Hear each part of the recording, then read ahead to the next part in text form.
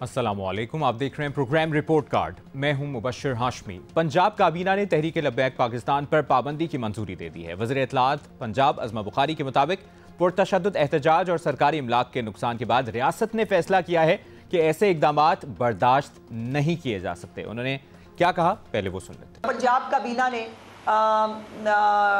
TLP को ban करने के लिए अपनी जो मंजूरी है वो दे दी है और वो मंजूरी वफाकी हुकूमत को भिजवा दी गई है। सो एक जो लीगल रिक्वायरमेंट है सुबह के हवाले से उसको पूरा कर दिया गया है और वफाकी हुकूमत को कैबिनेट ने अप्रूव करके ये समरी जो है वो भिजवा दी है। क्या ये इक़दाम मुआशरे में इंतहा पसंदी सोच को रोकने में कामयाब हो सकेगा, इसी पर बात करेंगे। आज पैनल में हमें ज्वाइन कर रहे हैं सीनियर सहाफ़ी तज़कियाकार इरशाद भट्टी साहब, मज़हर अब्बास साहब, बेनज़ीर शाह साहिबा, सैयद मोहम्मद अली साहब, एजाज सैयद साहब। सबसे पहले इरशाद भट्टी साहब, आपसे डिस्कशन का आगाज़ करेंगे। अज़मा बुखारी ने जो कहा आपने सुना, क्या ये इक़दाम मुआशरे में इंतहा पसंदी सोच को रोकने में कामयाब हो सकेगा? देखिए, बहुत सारी इस पे बात होती है कि TLP बनी कैसे। बहुत सारी इस पे बात होती है कि अगर TLP का मंशूर गलत था, अगर उनकी सियासत गलत थी, अगर वो 17, 18, 19, 20, 21 में भी वही करते रहे जो इस बार करने जा रहे थे, तो उस वक़्त हुकूमत कहाँ थी, हुकूमत रिट कहाँ थी और बाकी कानून नाफिज करने वाले इदारे कहाँ थे। और इस पर भी बहुत बात होती है कि हम पहले राई को पहाड़ बनाते हैं, पहले एक जगह 4 ईंटें रखी जाती हैं, फिर दीवार खड़ी होती है, फिर उस पर एक मस्जिद बनती है और फिर एक इदारे को पता चलता है कि ये तो जगह ही नहीं ठीक, और फिर जब वो मस्जिद शहीद करने के लिए आते हैं तो वो ज़ाहिर है एक पूरा मसला बन जाता है। पहले एक ठेला लगता है, ठेले के बाद उसके बाद थोड़ा सा वो चौड़ा होता है, फिर उसके बाद वो खोखा बन जाता है और खोखे के बाद वो कच्ची दीवारें, फिर पक्की दीवारें, और फिर हुकूमत जागती है या इदारे जागते हैं, ओ हो ये तो नाजायज़ तजावज़ात है। तो ये किधर सोए होते हैं और वो लोग कौन हैं जो ये सारा खेल खेलते हैं?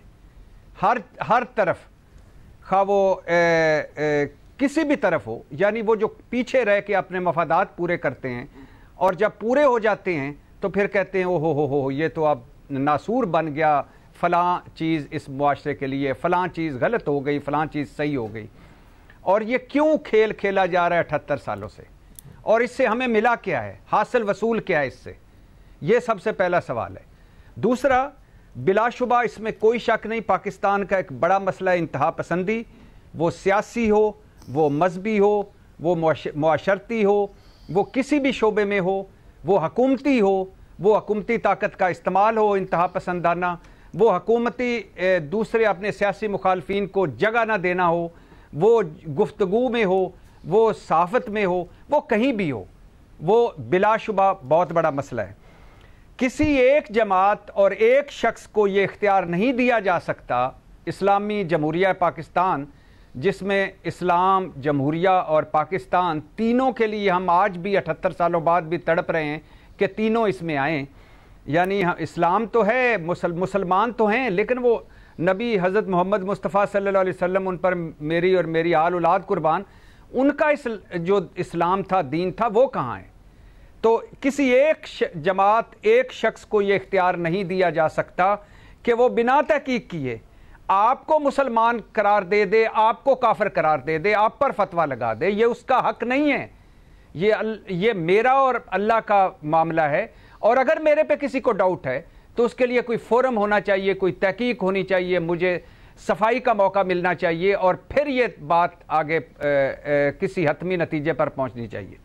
किसी एक जमात या किसी शख्स को ये इजाज़त नहीं होनी चाहिए कि वो बिना तहकीक किसी फोरम पर जाए बिना किसी को तौहीन मज़हब का मुजरम करार दे दे।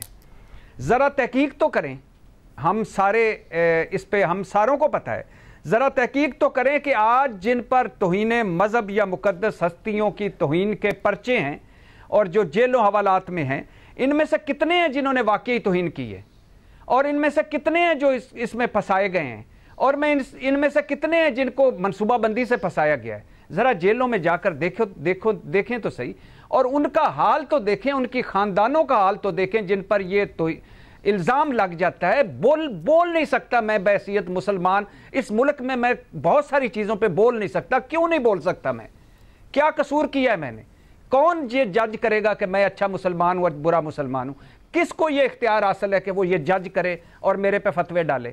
اور کس کو یہ اختیار حاصل ہے کہ وہ بنا کسی تحقیق کے، بنا کسی فورم پہ لے جائے، مجھے ہتھ کڑیاں لگوا کر اندر ڈال دے اور بعد میں میرے بچے، میری فیملی اور میرے سارے در بدر پھرتے رہیں اور ان کو لوگ نفرت کا نشانہ بناتے رہیں؟ کیوں؟ تحقیق تو کریں جا کر جیلوں میں، پتہ تو کریں جا کر جیلوں میں. اور کسی فرقے کو، کسی جماعت کو یہ اجازت نہیں ہونی چاہیے کہ وہ اپنے طور پر دوسرے فرقے کو دائرہ اسلام میں داخل کر لے یا خارج کر لے.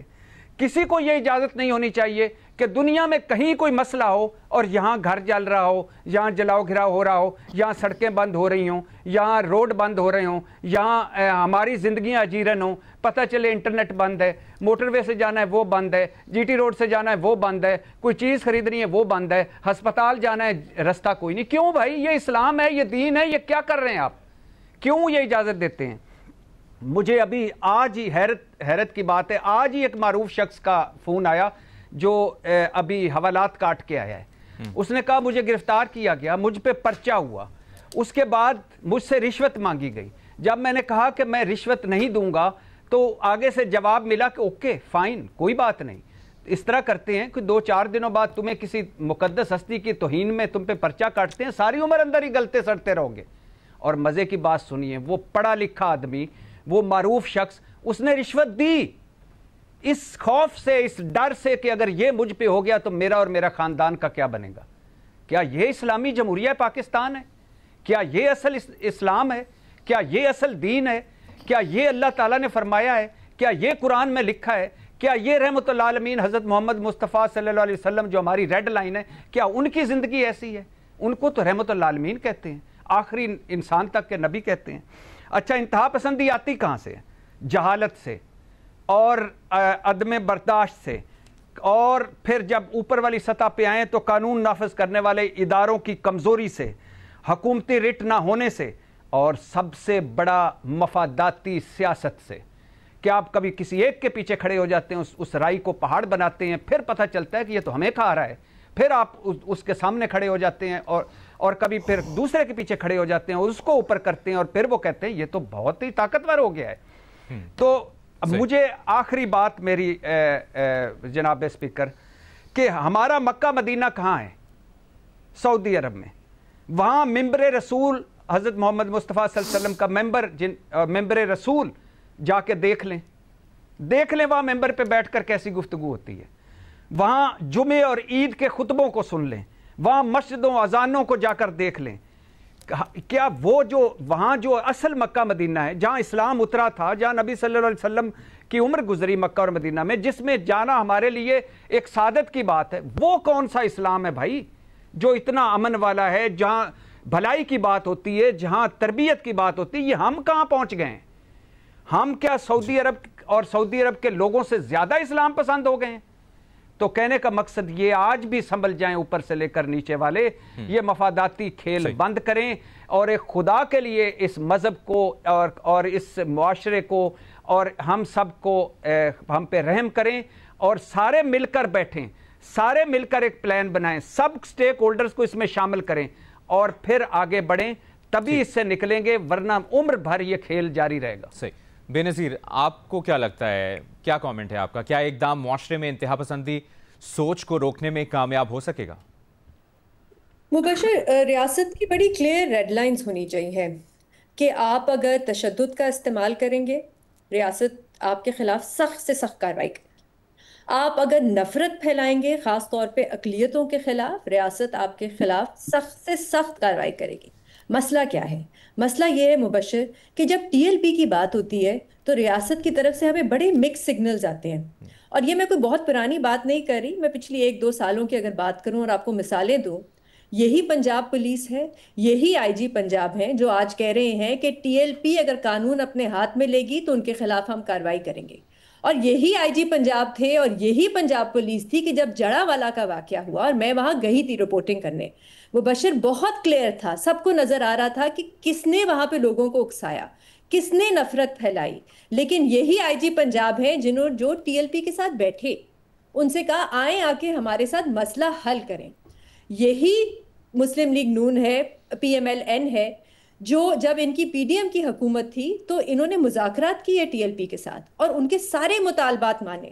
آج کہتے ہیں ان پہ پابندی لگا دیں، اور مجھے مبشر یہ بات ضرور کرنے دیجیے گا کہ یہی پنجاب حکومت ہے جو ہمارے ملک میں جو انسان ہے ان کی کچھ آئینی حقوق ہیں، پاکستان کے شہری ہیں، 2 سالوں سے ان پہ حملے بڑھتے چلے جا رہے ہیں، اور سب کو پتا ہے اس کے پیچھے کون ہے۔ ایک الفاظ نہیں سنیں گے آپ پنجاب حکومت کی طرف سے، ایک الفاظ نہیں، بالکل خاموشی۔ بلکہ 10 اکتوبر کو وہاں پہ حملہ ہوا ان کی عبادت گاہ میں، کسی نے کچھ کہا؟ مجھے نہیں پتا اس کے پیچھے کون تھا، لیکن کسی نے کچھ کہا؟ تو یہ جو ریڈ لائنز ہیں کہ کبھی کچھ اور کبھی کچھ، دیکھیں آپ پابندی لگانا چاہتے ہیں ٹی ایل پی کے خلاف، آپ ضرور لگائیں۔ میرے خیال سے وہ بالکل ایک انتہا پسند جماعت ہے، بالکل وہ تشدد کا استعمال کرتے ہیں، پولیس افسران کو اغوا کرتے ہیں، اور یہ بار بار مذہب کا غلط استعمال کرتے ہیں۔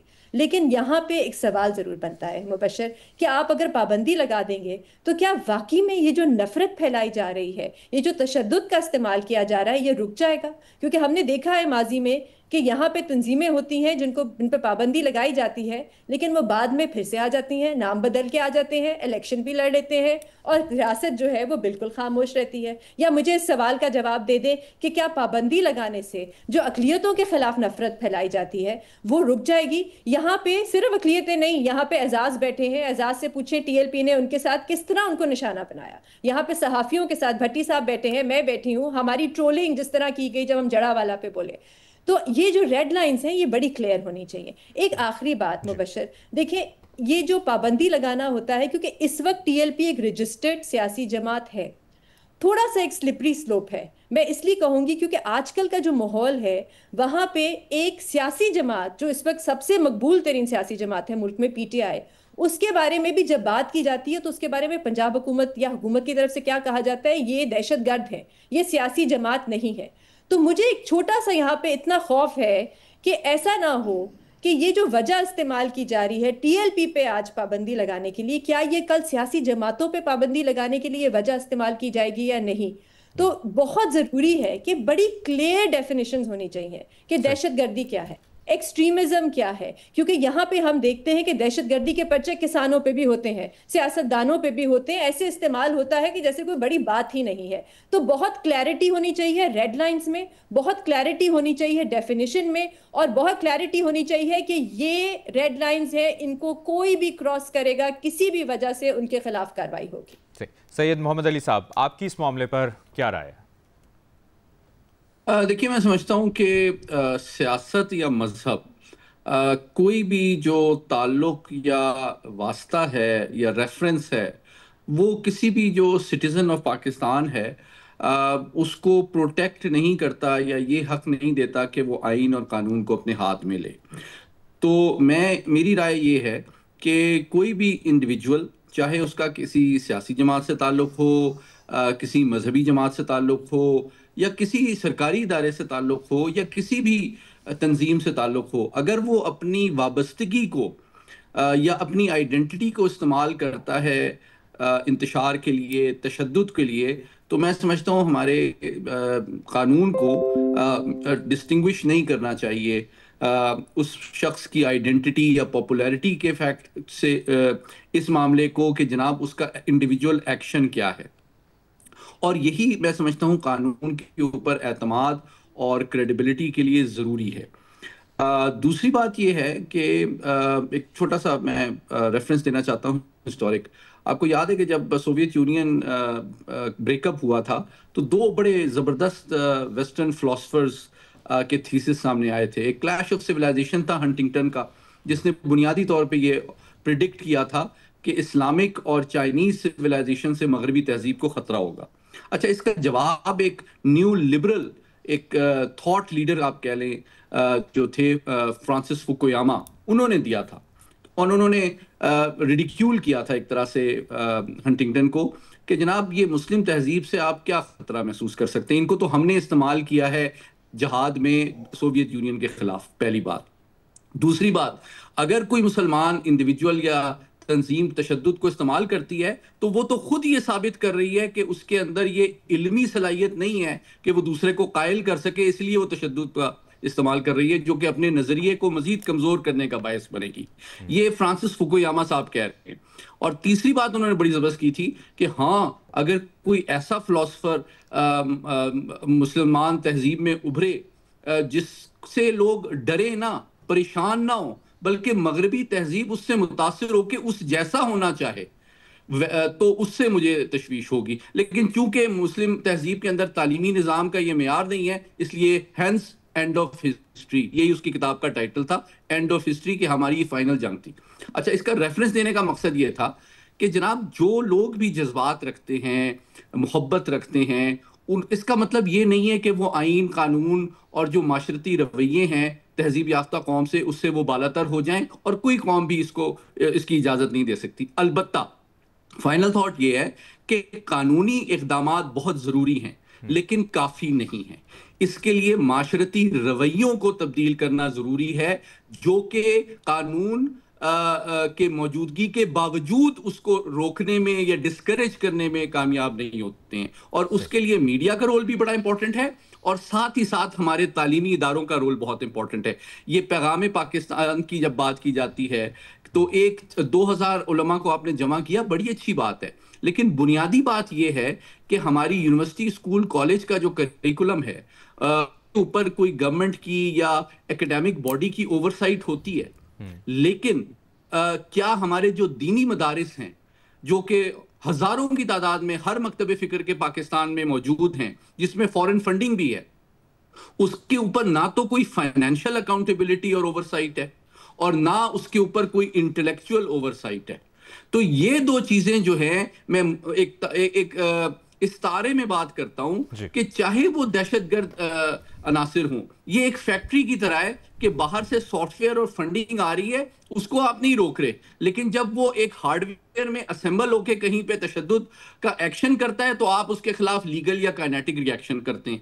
تو آپ اس پروسیس کو کنٹرول اور مانیٹر کرنے میں ریاست ابھی تک کامیاب نہیں ہوئی ہے۔ اس کے لیے ضروری ہے کہ ہمارے تمام مدارس، تمام مکاتب فکر کے وہ رجسٹرڈ بھی ہوں اور ان کو بھی مین سٹریم کیا جائے، ان کے اوپر کوئی ایکیڈیمک، لیگل، اخلاقی اوور سائٹ ہو، چاہے وہ علماء و مشائخ کی ہو، چاہے اسلامک آئیڈیالوجی کاؤنسل کی ہو، لیکن ان کو اخلاق، قانون اور معاشرتی مہذب رویوں کا پابند کرنا ریاست کی بھی ذمہ داری ہے۔ یہ میری ناقص رائے ہے۔ ٹھیک ہے، ایک بریک لیتے ہیں، بریک کے بعد یہی سوال کاروں کے سامنے رکھیں گے ساتھ۔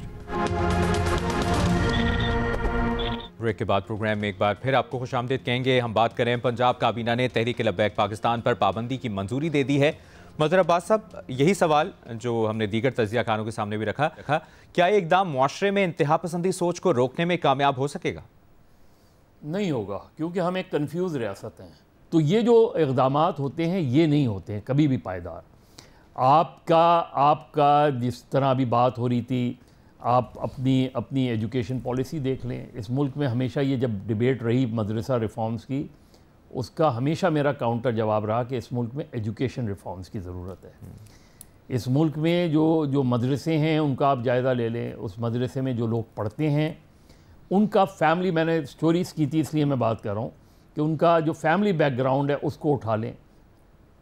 کسی کے 6 7 بچے ہوتے ہیں تو وہ اپنے 3 بچوں کو مدرسے میں چھوڑ دیتا ہے کیونکہ وہ افورڈ نہیں کر سکتا اس نے۔ وہاں ان کو کھانا بھی ملتا ہے، رہائش بھی ملتی ہے۔ بہت سے لوگوں کا خیال وہ ہے کہ وہاں ان کو جو نارمل ایجوکیشن ہے وہ بھی انہیں ملتی ہے، قرآنک ایجوکیشن بھی ملتی ہے۔ یہ جو ہمارا نیریٹو ہے، ہمارا سب سے بڑا، جو میں نے کہا نا کہ ہم ایک کنفیوز ریاست ہیں، ہمارا بیانیہ کنفیوزڈ ہے۔ ہم یہ ڈٹرمنڈ ہی 78 سالوں میں نہیں کر پائے کہ ہم نے اس ملک میں ایک ویلفیئر اسٹیٹ بنانی ہے کہ ایک سیکیورٹی اسٹیٹ بنانی ہے۔ جب تک ریاست اپنا نیریٹو کلیئر نہیں کرے گی، جب تک ریاست نہیں بتائے گی کہ اس ملک کو ویلفیئر اسٹیٹ بننا ہے کہ سیکیورٹی اسٹیٹ بننا ہے، اس وقت تک آپ اس ملک سے انتہا پسندی کو ختم نہیں کر سکتے۔ آپ درجنوں جماعتوں پر اور پابندی لگا لیں، نہیں ختم ہوگی، اس لیے کہ ریاست کا نیریٹو کنفیوز ہے۔ ریاست جو ہے وہ کبھی انتہا پسندی کو اپنے سیاسی مقاصد کے لیے استعمال کرتی ہے اور کبھی اسی انہی لوگوں کو جو ہے وہ دہشت گردی ڈکلیئر کر دیتی ہے. کبھی آپ جہاد افغانستان کرتے ہیں, پھر جہاد افغانستان میں جو تنظیمیں ہوتی ہیں انہی کو آپ دہشت گرد ڈکلیئر کرتے ہیں. تو کنفیوژن جب تک دور نہیں ہوگا, جب تک ریاستی کنفیوژن دور نہیں ہوگا, اس ملک کا مسئلہ حل نہیں ہو سکتا انتہا پسندی کا. اعزاز, آپ کو کیا لگتا ہے؟ مبشر, بڑا ہی دلچسپ سوال ہے یہ, اور بڑا ہی اہم سوال ہے, اور یہ وہ باتیں ہیں جو انفارچونیٹلی مین اسٹریم میڈیا پر بھی نہیں کی جاتی. ہم لکی ہیں کہ ہم آج یہ باتیں کر سک رہے ہیں, لیکن آج سے چند ماہ پہلے چلے جائیں تو ایک چیف جسٹس تھے جن کا نام تھا قاضی فائز عیسیٰ, اور اسی جماعت کے ایک عہدیدار نے اس چیف جسٹس کے بارے میں ایک اعلان کیا تھا, ان کو مارنے کی باقاعدہ دھمکی دی تھی. وہ صاحب, ان کے خلاف ریاست نے کوئی کارروائی نہیں کی, اور یہ ایک انسٹنس نہیں ہے, ایک واقعہ نہیں ہے. میں ذرا تھوڑا سا ماضی میں آپ کو لے کے جاؤں گا. یہ جماعت فارملی سیاسی جماعت کے طور پہ سال 2016 میں وجود میں آتی ہے, اور یہ میں اپنے طرف سے کچھ بھی نہیں کہہ رہا, میں آپ کو آفیشیل ڈیٹا دے رہا ہوں. سال 2016 میں یہ جماعت وجود میں آتی ہے. پہلے سال اس کے اوپر دہشت گردی کا ایک مقدمہ درج ہوتا ہے, اور اس کے بعد سے لے کر آج تک 2025 تک اس جماعت کے اوپر صرف پنجاب کی بات کر رہا ہوں, انسداد دہشت گردی کے مقدمات کی بات کر رہا ہوں, دوسرے مقدمات کی بات نہیں کر رہا ہوں. آج تک اس جماعت کے اوپر 329 مقدمات درج ہوئے دہشت گردی کی دفعات کے تحت. ریکارڈ کسی جماعت کے اوپر نہیں ہے, کسی سیاسی جماعت کے اوپر اتنے مقدمات درج نہیں ہوئے. نون لیگ کے اوپر پی ٹی آئی نے کروائے تھے دہشت گردی کے مقدمات, لاہور میں جلسہ کیا تھا انہوں نے. نون لیگ کے دور میں پی ٹی آئی کے اوپر دہشت گردی کے مقدمات ہوئے ہیں, ابھی بھی ہو رہے ہیں, لیکن یہ تعداد نہیں تھی. 329 مقدمات, اور آپ حیران ہوں گے سن کے, ان 329 مقدمات جو صرف پنجاب کی بات کر رہا ہوں میں, ان 329 مقدمات میں 1,32,368 ملزمان جو ہیں ان کے خلاف چالان پیش ہوئے تھے. 1,32,368 ملزمان کے خلاف جو ہے چالان درج کیے گئے تھے, جمع کرائے گئے تھے انسداد دہشت گردی کی عدالتوں میں. اور اگلا فگر آپ سنیں گے تو آپ حیران رہ جائیں گے.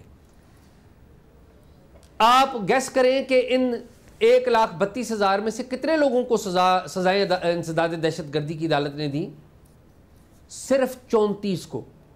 سال 2016 سے لے کر آج 2025 میں بیٹھے ہوئے ہیں, 329 خالی دہشت گردی کے مقدمات ہیں, دوسرے مقدمات الگ ہیں. مسئلہ کیا ہے؟ مسئلہ یہ ہے کہ رول آف لا نہیں. آپ کی انٹرنیشنل آبلیگیشن تھی, جماعت الدعوہ کو بند کرنا تھا, لشکر طیبہ کو بند کرنا تھا, آپ نے ادا کی, بالکل بند کر کے رکھ دیا. اور بھی جماعتیں جن کو آپ نے بند کیا. یہ جو تحریک لبیک پاکستان ہے, اسے عمران خان صاحب کی حکومت نے 15 اپریل 2021 کو بین کر دیا تھا انسداد دہشت گردی ایکٹ کے تحت.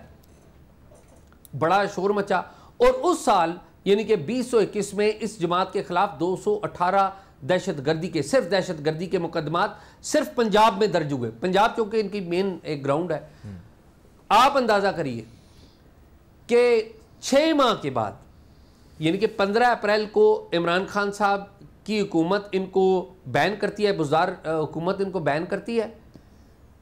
نومبر کے مہینے میں 6 ماہ کے بعد 7ویں مہینے میں ان کو دوبارہ بحال کر دیا جاتا ہے. مذاکرات ہوتے ہیں, ان کے تمام مطالبات مان لیے جاتے ہیں, ان کے خلاف مقدمات واپس لے لیے جاتے ہیں, ان کے ملزمان چھوڑ دیے جاتے ہیں. ملزمان کون؟ ملزمان وہ جنہوں نے پولیس کے اہلکاروں کو مارا, قتل کیا, ان کے اوپر مقدمات درج ہوئے. ملزمان کون؟ وہ پولیس والے جن کو انہوں نے اغوا کیا تھا, ان کے ملزمان. ملزمان کون؟ وہ راہگیر, وہ لوگ, ان کے ملزمان تھے. یہ ریاست مدعی تھی, مگر کیا ہوا؟ تمام مقدمات واپس. ابھی پھر پنجاب گورنمنٹ نے یہ فیصلہ کیا ہے کہ جی ہم ان کو بین کرتے ہیں, انسداد دہشت گردی قانون کے تحت بین کرتے ہیں. دیکھیں, رول آف لا جب تک نہیں ہوگا کچھ نہیں آپ کر سکیں گے. اور رول آف لا کا اطلاق صرف ایک جماعت کے اوپر نہیں ہونا چاہیے, تمام جماعتوں کے اوپر نہیں ہونا چاہیے. آج اس جماعت کے جو 2 رہنما ہیں, کہا یہ جا رہا ہے کہ وہ روپوش ہیں. ہمیں نہیں پتا وہ روپوش ہیں یا نہیں ہے, گورنمنٹ کہہ رہی ہے کہ جی ہمارے پاس نہیں ہے. اگر تو روپوش ہے تو بڑی قابل مذمت بات ہے کہ لوگوں کے, غریب بچوں کو آپ سڑکوں پر لے کے آئے, لوگوں کے لیے, پاکستان کے لیے, ریاست کے لیے مسائل پیدا کیے. لیکن آپ خود روپوش ہو گئے. اور اگر وہ روپوش نہیں ہے, اگر ہمارے علم میں نہیں ہے, اگر وہ روپوش نہیں ہے اور کسی کے پاس ہے, تو یہ ماورائے قانون ہے, رول آف دی لا پر فیتھ کریں. سعد رضوی اور انس رضوی اگر یہ کسی کے پاس ہیں تو انہیں قانون کی عدالت میں پیش کیا جائے اور ان کے خلاف قانون کے مطابق کارروائی کی جائے.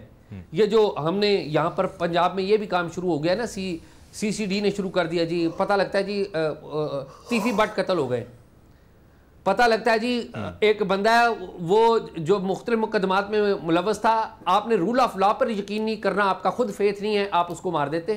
ٹھیک, آپ انویسٹیگیشن اچھی کریں. اور انویسٹیگیشن کیا ہے؟ Collection of evidence is investigation. اور یہ جسٹس منصور علی شاہ انہوں نے بڑے اچھے فیصلے دیے ہیں, جسٹس عائشہ نے بھی اور لوگوں نے بڑے اچھے فیصلے دیے ہیں. ابھی تو فرانزک ایویڈنس آپ ثابت کرتی ہے, تو آپ رول آف لا کریں. ان کے اوپر پابندی لگانے سے فرق پڑے گا, میں سمجھتا ہوں فرق پڑے گا. اور دوسری بات یہ کہ ممبر اسلام کے اوپر بیٹھ کے جو زبان ان لوگوں نے استعمال کی ہے وہ قابل مذمت ہے.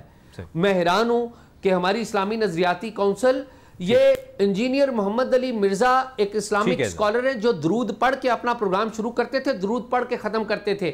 اسلامی نظریاتی کونسل نے ان کے خلاف فیصلہ لے لیا, لیکن جو عناصر, جو لوگ ممبر اسلام پر بیٹھ کے گالیاں دیتے تھے, اسلامی نظریاتی کونسل کی آنکھیں بند ہو گئی اور ان کو سنائی نہیں دیا. تو یہ پرابلم ہے اور یہ کلیکٹیو مسئلہ ہے. یہ پاکستان کا کرمنل جسٹس سسٹم, اس کے اوپر بھی فیصلہ سوال ہے, پاکستان کے فیصلہ سازوں کے اوپر بھی سوال ہے, اور پاکستان کے جو مذہب کے اعلیٰ ترین اکابرین ہیں ان کے اوپر بھی سوال. ٹھیک ہے, ایک بریک لیتے ہیں. بریک کے بعد پر آپ کی جانب سے جو سوالات پوچھے گئے ہیں ہمارے تجزیہ کاروں سے, وہ ان کے سامنے رکھیں گے. ہمارے ساتھ رہیے.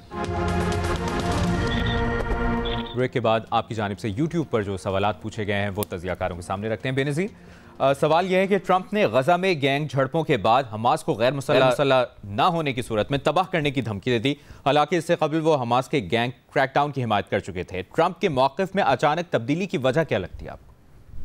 اچھا, یہ جو گینگز ہیں غزہ میں مبشر, یہ وہ ہیں آرمڈ ملیشیاں جن کا بہت دیر سے حماس سے ایک قسم کا جھگڑا رہا ہے, اور ان کے بارے میں زیادہ تر جو ہے ان کو اسرائیل کی حمایت حاصل ہے. ایک جو گینگ ہے اس کا نام ہے پاپولر فورسز, ان کو اسرائیل جو ہے ان کے حکام آن دا ریکارڈ اب یہ کہہ چکے ہیں کہ ہم نے ان کو ہتھیار دیے ہیں. نیتن یاہو بھی آن دا ریکارڈ یہ کہہ چکے ہیں کہ ہم ان کو دیتے تھے اسلحہ تاکہ یہ حماس کے خلاف جا کے لڑیں.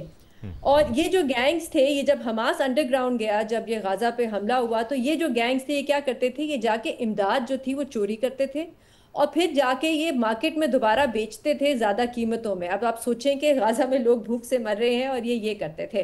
تو ابھی جو ٹرمپ کا جو بیان آیا ہے, پہلے انہوں نے کہا کہ میں بالکل اس کا گو ہیڈ دیتا ہوں, حماس کو ایک پولیس کے طور پہ کام کرنا چاہیے غزہ میں. اب وہ کہہ رہے ہیں کہ ہم وہاں پہ جا کے قتل کر سکتے ہیں, حماس پہ حملہ کر سکتے ہیں اگر یہ جاری رہا.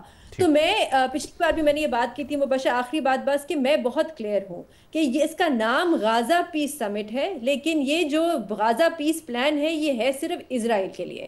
اور یہ پلان یہ ہے کہ جب تک وہ جو سارے جو ہاسٹیجز ہیں وہ اسرائیل کو نہیں مل جاتے تو تب تک یہ پلان رہے گا, اور اس کے بعد اس قسم کے بہانے ڈھونڈے جائیں گے کہ دیکھیں حماس نے ڈسارم نہیں کیا, دیکھیں حماس وہاں غزہ میں کیا کر رہا ہے. اس قسم بہانے ڈھونڈ کے دوبارہ اسرائیل کو غزہ میں بھیجا جائے. اگلا سوال شامل کرتے ہیں. بھٹی صاحب, مولانا فضل الرحمان نے اپنے کارکنوں کو اسلام آباد جانے کی تیاری کی ہدایت دے دی ہے. بھٹی صاحب, اس کے پیچھے کیا کہانی ہے, اچانک یہ فیصلہ کیوں؟ مولانا صاحب کی باتیں مولانا صاحب ہی جان سکتے ہیں. اس وقت پتہ نہیں 27ویں آئینی ترمیم بھی آ رہی ہے, اس وقت خیبر پختونخوا میں دہشت گردی خلاف آپریشن بھی جاری ہے, اس وقت فاٹا مرجر پر بھی بات چیت ہو رہی ہے, اس وقت NFC ایوارڈ کے حوالے سے بھی بات چیت ہو رہی ہے, اس وقت مولانا صاحب کے بھائی لطف الرحمان صاحب وزیر اعلیٰ بننے سے رہ گئے ہیں خیبر پختونخوا میں, اور بڑی چیزیں ہیں. لیکن ضرور مولانا صاحب بھی لے کے آ جائیں اسلام آباد میں ارد گرد کافی ہاؤسنگ سوسائٹیاں بن گئی ہیں, امید ہے کہ ان کے بندے بھی وہاں کے رہ لیں گے. یعنی حد ہو گئی ہے ہر بندہ ہی کہ آ جاؤ بھائی اسلام آباد آ جاؤ. اب مجھے امید ہے کہ اگر مولانا صاحب لائیں گے تو ان سے بھی وہی سلوک کیا جائے گا جو PTI کے ساتھ کیا گیا ہے یا TLP کے ساتھ کیا گیا ہے. مجھے یقین ہے کہ وہی سلوک ہوگا اور ہونا بھی وہی چاہیے. لائیں مولانا صاحب, ویلکم, ہم انتظار کر رہے ہیں. ٹھیک. اگلا سوال مظہر عباس صاحب آپ کے سامنے رکھتے ہیں. سوال یہ ہے کہ سندھ حکومت نے گریٹر کراچی ریجنل پلان 2047 کا اعلان کیا ہے. کراچی میں پہلے سے نامکمل منصوبوں کے باوجود کیا گریٹر کراچی ریجنل پلان 2047 واقعی کوئی تبدیلی لا سکے گا؟ مجھے تو 1947 کا کراچی دے دیں یا اس کے بعد 1954 کا کراچی ماسٹر پلان عمل ہو جاتا، یا پھر 64 کا، یا پھر 75 کا کراچی دے دیں. چلیں اور کچھ نہیں تو کم سے کم 80 والا کراچی دے دیں. اور کچھ نہیں تو آپ تصویر دیکھ لیں سی وی او کی.